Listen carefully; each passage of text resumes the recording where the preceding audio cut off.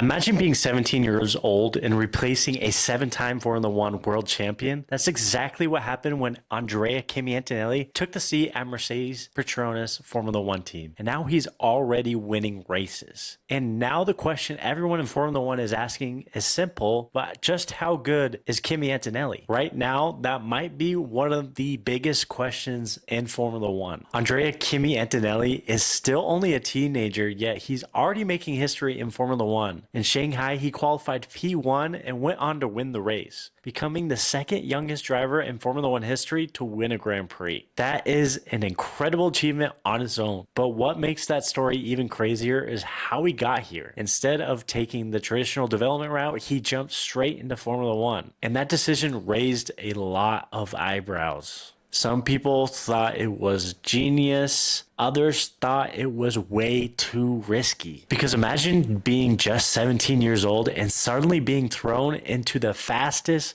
most competitive racing series in the world. Now, add another layer to that pressure. Antonelli wasn't just joining any team. He was stepping into a seat at Mercedes-AMG Petronas Formula One team, replacing none other than Lewis Hamilton, a 7-time world champion. That is an unbelievable amount of pressure for anyone, let alone a teenager. And yet, somehow, Antonelli seems to be handling it. To understand Antonelli's rise, we also have to look at teammate George Russell. Russell joined Mercedes' senior team during a very strange time for the organization. For years, Mercedes had dominated Formula One. They were the team everyone had to beat. But right when Russell arrived, the car suddenly wasn't dominant anymore. The team that used to build championship winning machines was suddenly struggling. And Russell, who was the Formula 2 champion and one of the most highly rated young drivers in the sport, found himself driving what many fans jokingly called a tractor. But after years of development and loyalty, things seem to be turning around. This year, Mercedes appears to have built an absolute rocket ship. Because of that, many people believe that George Russell could be a serious contender for the World Driver Championship this year. He's actually predicted first to be number one, but there's one potential problem: his teammate, Kimi Antonelli. We already got a glimpse of what Antonelli is capable of in Shanghai. He out-qualified George Russell, and then he went on to win the race. Just like that, Antonelli became the second youngest driver in Formula One history to take a race victory. That moment set a message to the entire grid. Antonelli isn't just here to learn and have fun and make money. He's here to compete. And as time goes on, he's only going to get better. His racecraft is improving, his race starts are getting sharper, and his confidence behind the wheel is clearly growing with every single race. If this trend continues, we can end up seeing something very interesting by the end of the season. A situation where both Mercedes drivers are fighting each other for the championship. Something similar to what we saw with McLaren last year with Lando and Oscar. Both teammates fighting it till the very end. And if this happens, the battle between Russell and Antonelli could become one of the most exciting rivalries, friendly probably, in Formula One. But let's be honest, Kimi Antonelli's journey has not been perfect. When he first entered Formula One, critics were quick to point out his mistakes. There were crashes. There were incidents,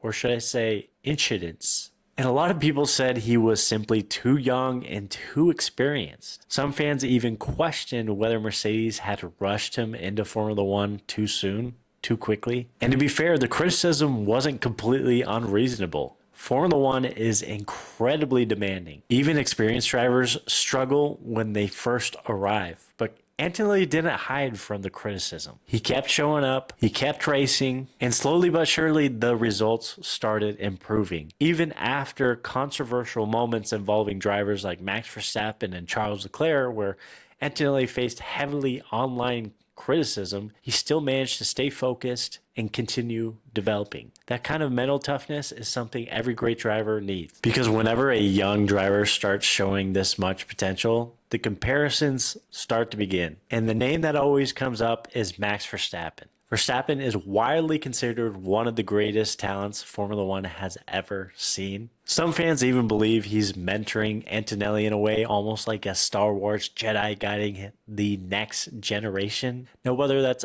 actually true or not is another story. I know George Russell might feel a way about that, but it does show how highly people rate Antonelli's potential. And that brings up a fascinating question. Is Kimi Antonelli the next generational superstar in Formula One? Throughout the history of the sport, there have only been a handful of drivers who truly changed everything. Drivers like Lewis Hamilton, drivers like Max Verstappen. They're both once-in-a-generation talent.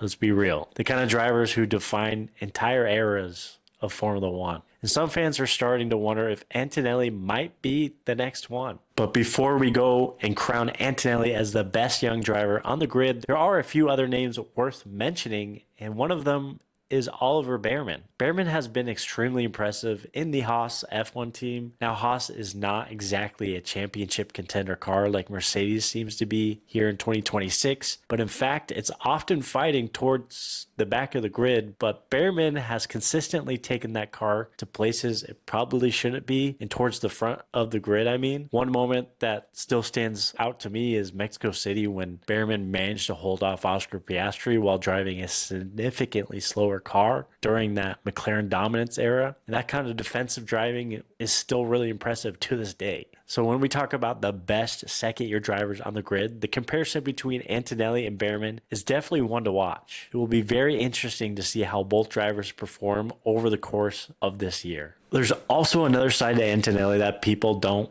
talk about enough. He might actually be one of the most likable drivers on the entire grid right now. Despite being so young, he seems to get along with almost everyone. We've seen moments where Max Verstappen is chatting with him before and after races. We've seen Lewis Hamilton congratulating him and clearly showing respect for what he's accomplishing. One moment that actually really stood out to me was in Shanghai. Hamilton had just achieved his first podium with Ferrari, which should have been actually a huge spotlight for him. And I know it was, but instead you could see him in the post-race interview. You could see him smiling and congratulating Antonelli, almost like he wanted the spotlight to be on the young driver himself instead of him. And that says a lot about the respect Antonelli is receiving from the rest of the paddock, because Formula One drivers are extremely competitive, as we know, and respect is not given easily. It's definitely something you got to earn. So the big question becomes this: where does Antonelli go from here? If Mercedes really has built a championship caliber car and Antonelli continues improving at this rate, it's not crazy to imagine him fighting for the championship this year and putting George Russell under some serious stress if Ferrari doesn't. Now, he's still extremely young. He's still a teenager.